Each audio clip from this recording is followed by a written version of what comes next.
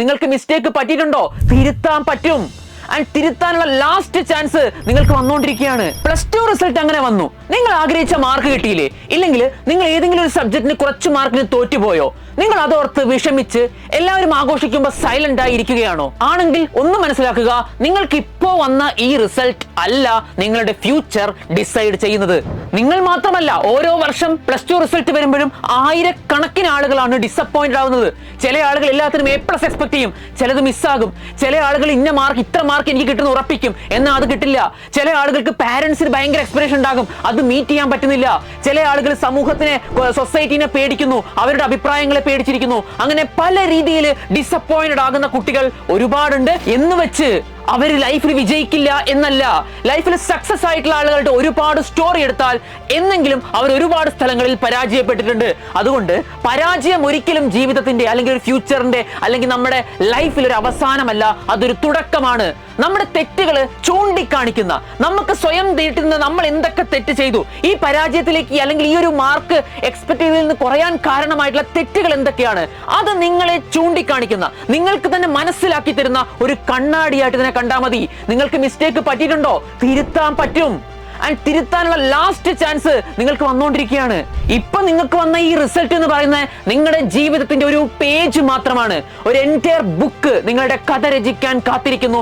അതിലൊരു പേജേ കഴിഞ്ഞു പോയിട്ടുള്ളൂ. ഇനിയുള്ള പേജുകളിൽ, ഇനിയുള്ള മാസങ്ങളിൽ, ഇനിയുള്ള ലൈഫിൽ നിങ്ങൾ വിജയങ്ങൾ അച്ചീവ് ചെയ്യും. സോ എന്ത് മിസ്റ്റേക്ക് നിങ്ങൾക്ക് പറ്റി എന്നത് തിരിച്ചറിയണം. അത് ഇനി റിപ്പീറ്റ് ചെയ്യാതിരിക്കാൻ നിങ്ങൾക്ക് എന്ത് ചെയ്യാൻ കഴിയും എന്നുള്ളത് ഇന്ന് തീരുമാനിക്കണം.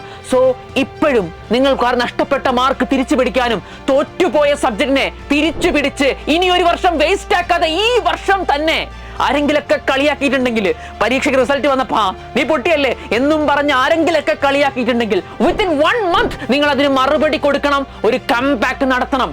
അതിനൊരു മാറ്റമില്ല. നിങ്ങൾ തീരുമാനം ഇപ്പൊ എടുത്തേ പറ്റൂ. നിങ്ങൾ ഈ വീഡിയോ കാണുന്ന സമയത്ത് നിങ്ങൾ എടുത്തേ പറ്റൂ. നിങ്ങൾ ഒരു വർഷം നിങ്ങളൊന്നും ചെയ്തില്ല അല്ലേ? ഇന്നാ നിങ്ങൾ ഒരു മാസം കറക്റ്റായി ഇൻവെസ്റ്റ് ചെയ്ത് റെഡി ആണെങ്കിൽ ഏത് സബ്ജക്റ്റ് പോയാലും, നിങ്ങൾ ഏത് സബ്ജക്റ്റ് ആയിക്കോട്ടെ, നിങ്ങൾ 2 കൊല്ലം നിങ്ങൾ എന്താ പറയുക ഭീകരമായി പേടിപ്പിച്ച സബ്ജക്റ്റ് ആയിക്കോട്ടെ, 1 month, ഒരു മാസമെങ്കിലും ആത്മാർത്ഥമായി പഠിക്കാൻ നിങ്ങൾ റെഡിയാണോ? നിങ്ങളുടെ മുഴുവൻ എഫേർട്ട് എടുക്കണം. നിങ്ങൾ സിൻസിയർ ആയിരിക്കണം, ആത്മാർത്ഥത കാണിക്കണം. അങ്ങനെയാണെങ്കിൽ കംബാക്ക്, അല്ലെങ്കിൽ നിങ്ങൾ ആ തോറ്റ പേപ്പറിൽ നിങ്ങൾ A+ അടിക്കുന്ന രീതിയിലുള്ള കംബാക്ക് നടത്താൻ പോസിബിൾ ആണ്.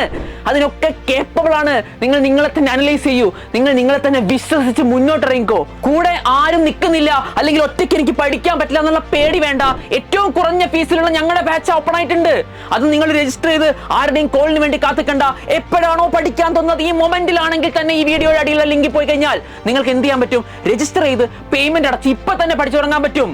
അപ്പോ ബാച്ചിൽ ചേർന്ന് പഠിക്കാൻ താല്പര്യമുള്ളവര് അങ്ങനെ പഠിക്കുക, സപ്പോർട്ട് എടുത്ത് പഠിക്കുക. എങ്ങനെ പഠിച്ചാലും ഇനി ഒരു തോൽവി അല്ലെങ്കിൽ ഇപ്പോ വന്ന തോൽവി അത് റിപ്പീറ്റ് ചെയ്യാതിരിക്കുക. ഇതൊന്നും കൂടി പറയുന്നു, ഇപ്പൊ നിങ്ങൾ തോറ്റിട്ടുണ്ടെങ്കിൽ, മാർക്ക് കുറഞ്ഞിട്ടുണ്ടെങ്കിൽ അതൊരു പാഠം മാത്രമാണ്. എന്തുകൊണ്ടാണോ തോറ്റത് അതിന് റിപ്പീറ്റ് ചെയ്യാതിരിക്കാനുള്ള പാഠം. അത് റിപ്പീറ്റ് ചെയ്യാതെ കൃത്യമായി പഠിച്ചു തുടങ്ങാനുണ്ടെങ്കിൽ ഞങ്ങളും കൂടെയുണ്ട്. ഞങ്ങളുടെ കൂടെ ചേരാം. എങ്ങനെയായാലും ഇനി നിങ്ങൾ ഒരു മാസം കഴിയുമ്പോൾ തല കുനിച്ചു നടക്കുന്നുണ്ടെങ്കിൽ തല നിവർത്തി അഭിമാനത്തോടെ നടക്കാൻ കഴിയട്ടെ. നിങ്ങളുടെ കൂടെ തന്നെ ഞങ്ങൾ എപ്പോഴും ഉണ്ടാ. നമുക്ക് മറ്റൊരു വീഡിയോയിൽ കാണാം. അതുവരെ ബൈ.